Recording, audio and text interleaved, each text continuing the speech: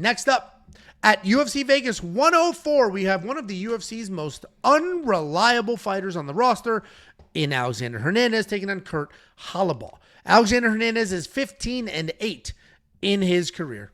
2-3 in his last 5. He's coming off that win in his return to 155 pounds. He's taking on Kurt Holobaugh. 21-8 in his career. 4-1 in his last 5. Coming off that decision win over Kanyan Krzyzewski.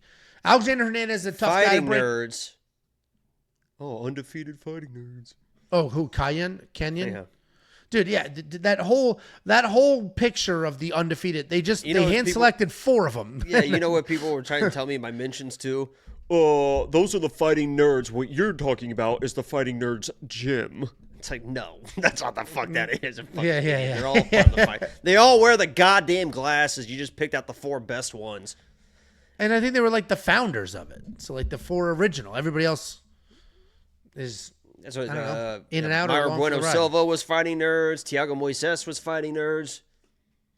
Yeah, Thiago won, but yes. I got you, dog.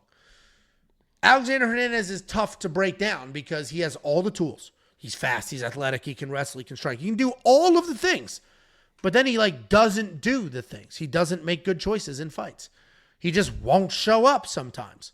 Wildly fast, athletic. It's crazy the difference between his actual skills and what he does or does not do in some of these fights. He was having mixed success at 155, so he went to 145. Had no success there. Came back up to 155. This is absolutely where he belongs. And he reminded us of that when he did get a win over Austin Hubbard in his last fight, where we saw the speed, we saw the athleticism, but he did wear the damage. And that could be a problem in this fight because he's taking on Kurt Holobaugh. Kurt Holobaugh is an Ultimate Fighter winner. He was able to do so pretty late in his career. Style-wise, come forward striker, tons of pressure, decent power. Marches forward, throws combinations, and he'll duck out, reset, and do it again. He's got some wrestling as well, but he could use a little more takedown defense. His BJJ, however, is very good. He actually won the Ultimate Fighter with the BJJ. He's coming off that decision win over Kanyan Krzyzewski, where the striking was on point. But again, the takedown defense was tough.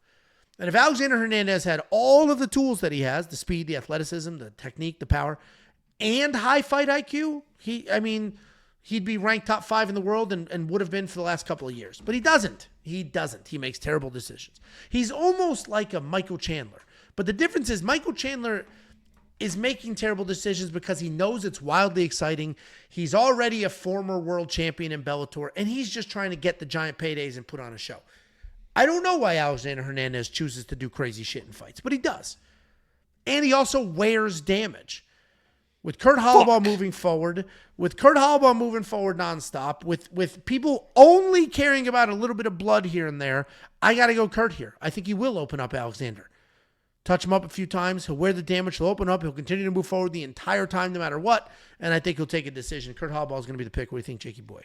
That literally was going to be I was going to say, this sounds stupid, guys, but the way that Alex Hernandez wears damage, I literally think that's going to be the difference in the fight. I think the forward pressure, I literally think the forward pressure and the way that Alex wears damage, and obviously we've seen Alex slow down, and Kurt just kind of stays in people's faces. And I'll tell you the bet that I placed because the odds moved a little bit, and I'm just kind of a nice guy. It's the second bet I'm giving out. I don't know, sign up $10 a month. What the fuck? But Kurt Holobaugh inside the distance decisional action, because Alex Hernandez isn't the most powerful guy. He's not the most finishing guy, and if it goes to the ground, Kurt's shown he's a tough dude. Even if it goes to the ground, whatever it is, he can survive down there. And on the feet, he just kind of can walk through stuff. And Alex not the most dangerous guy.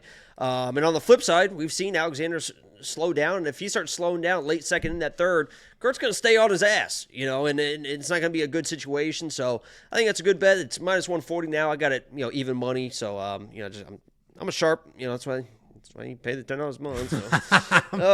So.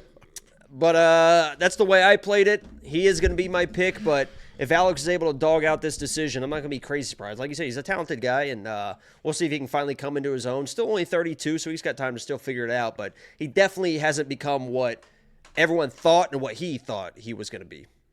And he has the tools, too. That's the crazy part. He has the tools, like all the physical abilities he has. And he's great looking. Like, he is absolutely somebody the UFC would have loved to do well, so they could market the absolute shit out of him. And it really started to go the wrong direction. Pretty average looking guy. Okay.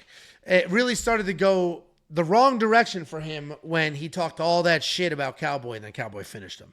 That was sort of like, oh boy, a little cringy there.